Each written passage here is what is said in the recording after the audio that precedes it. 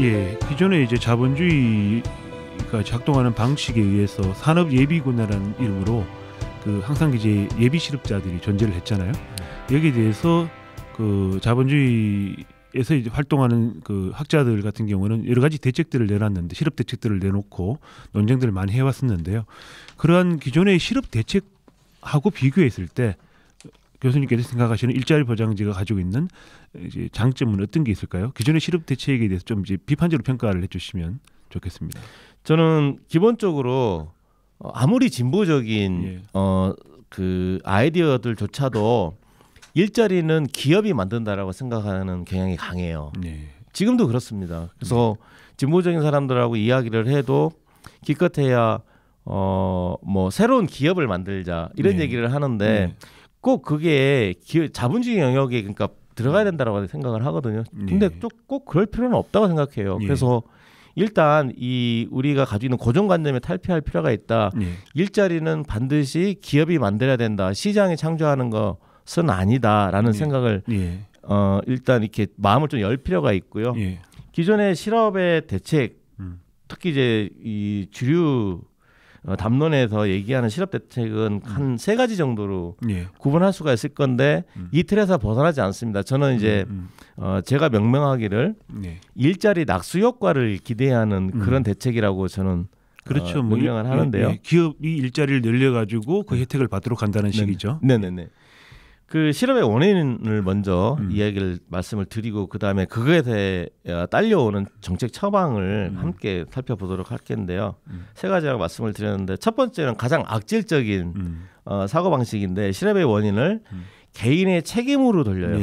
그래서 방탕한 생활 태도라든가 자기 개발이 부족하다든가 뭐 이런 식으로 얘기를 하거든요. 그래서 이런 관점에서 보면은 정책 처방이라는 것이 방치를 하든가 기껏해야 직업교육 훈련이거든요. 그런데 나중에 더 자세히 말씀드리겠지만 자본주의에서 실업은 구조적인 거거든요. 개인적인 차원이 절대로 아니에요. 그러면 구조적으로 일부는 뭐 5% 10%는 실업을 당할 수밖에 없는 처지에서 직업교육 기회를 아무리 많이 준들 그것은 일부가 경쟁력을 키워서 다른 사람을 누르고 자기가 일자리에 진출할 수 있는 이런 기회를 주는 것일 뿐이지 어차피 10명, 뭐 20명, 10% 20%는 취업을 못하는 거 아니겠습니까? 그렇죠. 그래서 그렇기 때문에 이 직업훈련 교육은 아무런 도움이 되지 않는다. 실제로 이 부분에 굉장히 많은 예산이 쓰이고 있습니다. 그럼에도 불구하고 효과는 없더라. 두 번째 그 실업 원인에 대한 진단을 보면은요.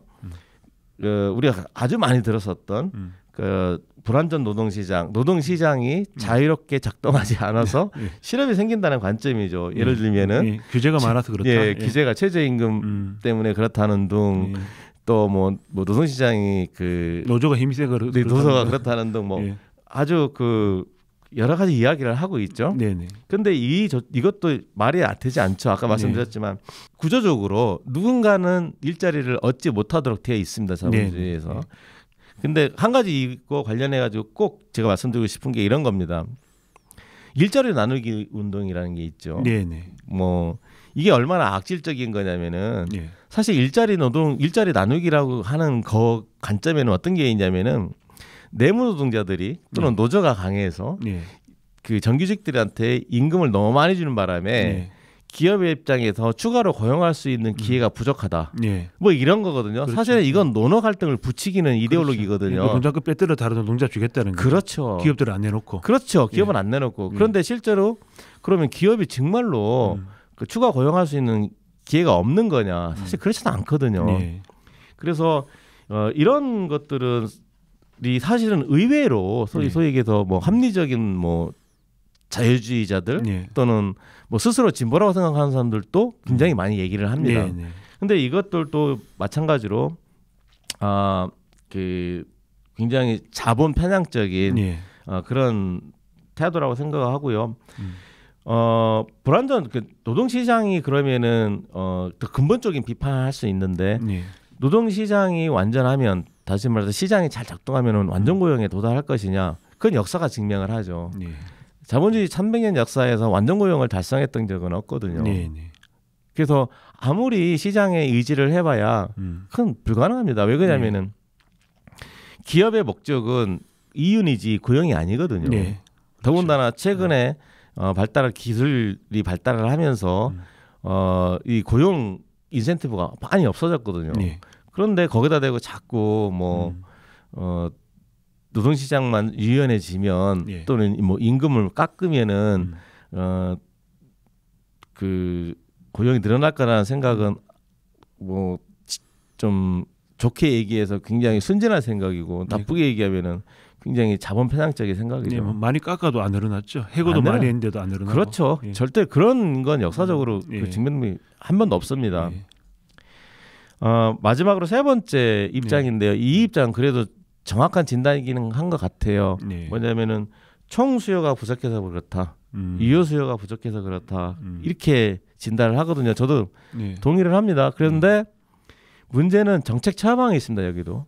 그래서 총 수요가 부족하니까 총 수요를 늘려야 된다. 그러면 총 수요를 늘릴 수 있는 방식이 뭐가 있을까? 예. 보통 수요는 이제 크게 세 가지 주체가 있지 않습니까? 가계, 예. 기업, 정부가 있는데 네. 이것을 정책적인 차원에서 이야기를 하려면은 예. 가계가 가계가 수요를 더 많이 하게 하려면 소비를 더 많이 하게 하려면은 예. 소득을 높여줘야 되는데 사실 그게 어렵지 않습니까? 네, 네. 그러니까 이 부분은 정책에 잘 안 들어와요. 네. 두 번째로는 그러면 기업 아니겠습니까? 네. 그래서 기업한테 온갖 인센티브를 주는 거죠. 네. 세금 깎아주고 네. 뭐하고 등등등. 그래도 안 늘어났죠. 그래도 잘 안 일어나지 예, 않습니까? 예. 이건 너무나 많이 우리가 예, 해봤던 겁니다. 근데 예. 그래서 잘 안 됩니다. 그다음에 세 번째 정부인데 그래서 기껏해야 정부가 투자를 높이자. 그다음에 또는 이제 정부가 재정 적자를 좀 보자. 적극적인 재정 정책을 취하자. 이런 얘기들을 하기는 하죠. 그런데 또 정부가 많이 지출을 해서 재정 적자가 증가하게 되면은 위험해진다. 예. 뭐 경제에 부정적인 효과를 네, 미친다. 네, 등등등 네. 이야기를 하면서 이것도 적극적으로 안 됐죠. 네.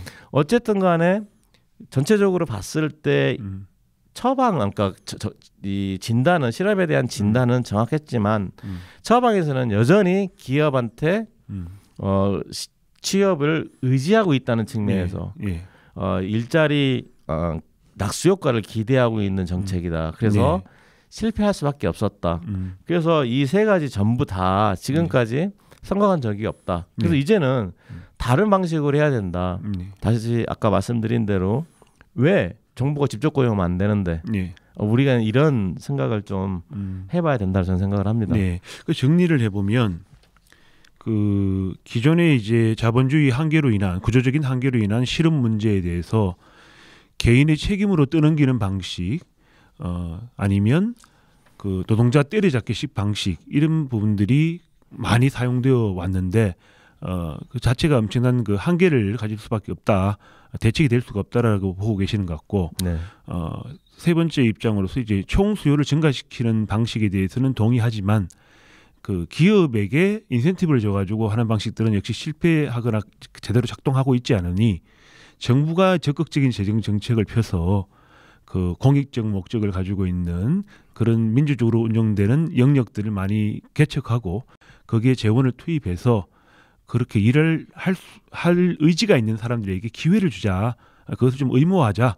이제 그런 제안이신 거죠. 네, 그렇습니다. 네, 알겠습니다. 그러면 지금까지 이렇게 이야기되는 부분에 대해서 좀 더 그 심화된 이야기, 특히 그렇게 하기 위해서는 재정 문제가 굉장히 재정 확보 문제 굉장히 중요한 의지로 부각될 것 같은데요. 그 부분에 대해서 조금 더 이따가 살펴보도록 하겠습니다. 예, 이상 전영복 교수님과 잠시 일자리 보장제의 개념과 의 그리고 기존 실업 대책의 한계와 대안에 대해서 살펴보았습니다.